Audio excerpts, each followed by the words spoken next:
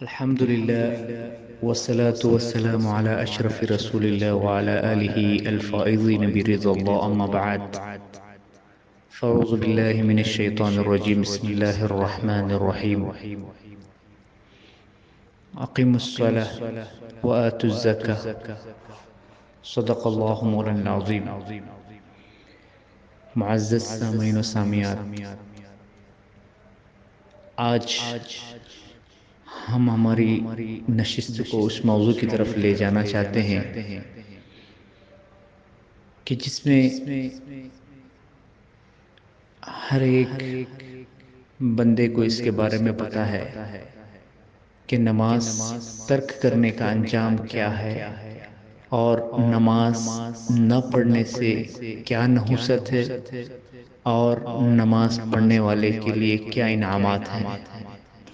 لیکن مختصر سی گفتگو میں یہ سارا بیان نہیں کیا جا سکتا، لیکن ہم کچھ اہم بات اس موقع پر بیان کرنا چاہیں گے. ایک مرتبہ اللہ کے پیارے حبیب علیہ الصلاۃ والسلام اپنے صحابہ میں تشریف فرما ہے. مدینے کی گلیوں میں ایک عورت چلاتی ہوئی، پکارتی ہوئی اور روتی ہوئی مدینے کی گلیوں کے پھیرے لگا رہی ہے، چکر لگا رہی ہے. دلنی علی محمد، دلونی علی محمد، دلونی علی محمد کہہ کے بے انتہا آواز سے مدینے کی گلیوں میں چکر لگاتی ہوئی دوڑتی آتی ہے کہ مجھے رسول پاک کی طرف لے چلو، مجھے یہ بتاؤ کہ میرے حبیب صلی اللہ علیہ وسلم کس جگہ موجود ہیں. پھر کچھ لوگ انہیں رسول پاک صلی اللہ علیہ وسلم کی طرف اشارہ کرتے ہوئے بیان فرماتے ہیں کہ تو اس سمت چلی جا جہاں مسجد نبوی کی طرف اللہ کے پیارے حبیب علیہ الصلوۃ والسلام جلوہ گر ہیں. تو وہ عورت اس سمت چلی جاتی ہے اور صحابہ کی سمت چلی جاتی ہے. پھر نبی پاک صلی اللہ علیہ وسلم کی بارگاہ میں جا کر عرض کرتی ہے، یا رسول اللہ حل لی توبہ، حل لی توبہ. اے اللہ کے پیارے حبیب علیہ الصلوۃ والسلام، کیا میرے لیے توبہ ہے؟ تو اللہ کے پیارے حبیب علیہ الصلوۃ والسلام ارشاد فرماتے ہیں، تو نے کیا گناہ کیا، تو نے کیا جرم کیا جس کی تجھے توبہ چاہیے؟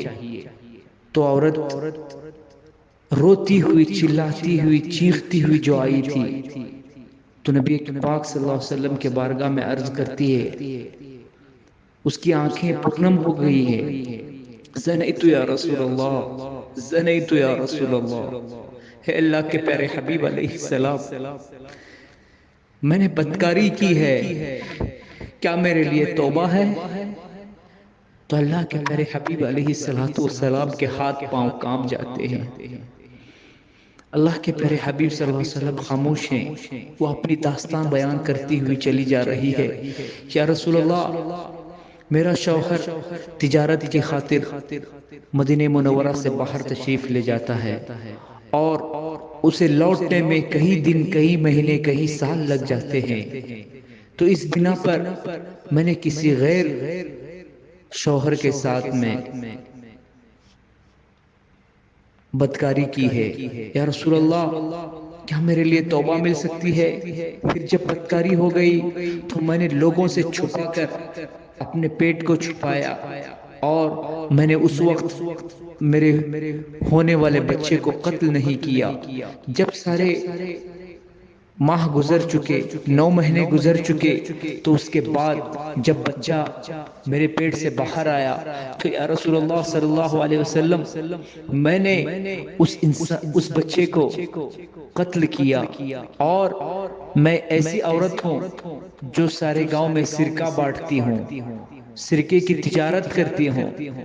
میں نے اس کو قتل کرنے کے بعد ایک نہایت ہی غلیظ کام میں نے کیا یا رسول اللہ، وہ یہ ہے کہ میں نے اس بچے کی لاش کو، اس نوزائیدہ بچے کی لاش کو میں نے سرکے کے برتن میں ڈھانپ دیا، اور کچھ دن جانے کے بعد میں کیا دیکھتی ہوں کہ وہ سرکے کا برتن صرف سرکے میں ہی خاموش ہو چکا تھا، یعنی بچے کی کوئی ہڈی یا کوئی گوشت نظر نہیں آیا۔ تو اس کے بعد یا رسول اللہ میں نے ایسا جرم کیا کہ سارے گاؤں والوں کو میں نے وہی سرکہ بیچ دیا۔ اللہ اکبر۔ تو بہت سارے لوگ اس سرکے کو کھا چکے ہیں۔ یا رسول اللہ حل من توبہ، کیا مجھے توبہ مل سکتی ہے؟ جیسے ہی یہ عورت کانپ جاتی ہے، تھر تھرا جاتی ہے، تو اللہ کے پیارے حبیب صلی اللہ علیہ وسلم اشکبار ہو جاتے ہیں۔ اتنا سخت دل عورت کو دیکھ کر اللہ کے پیارے علیہ الصلوۃ والسلام رونے لگتے ہیں، ان کے مبارک آنسو کی لہریں بن جاتی ہے۔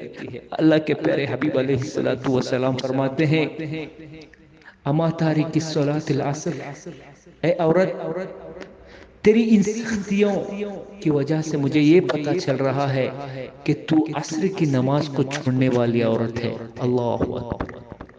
یعنی آپ نے دیکھا یہ قصہ، یہ حدیث سنانے کا مقصد یہ ہے کہ اس میں پتہ یہ چل رہا ہے کہ جو انسان ایک وقت عصر کی نماز کو قضا کرتا ہے، چھوڑ دیتا ہے، ترک کر دیتا ہے، نماز نہیں پڑھتا، تو اللہ سبحانہ و تعالیٰ اس کے دل کو سخت سے سخت کر دیتا ہے، وہ کسی کے لیے رحم نہیں کرتا۔ ایک چھوٹا سا نوزائیدہ بچے کو قتل کرنا کتنا بڑا جرم ہے، اس کو پھر سرکے کی بوتل میں ڈال کر اس کو پگھلا کر لوگوں کو کھلایا۔ اللہ اکبر، یہ بھی کتنا بڑا جرم کیا۔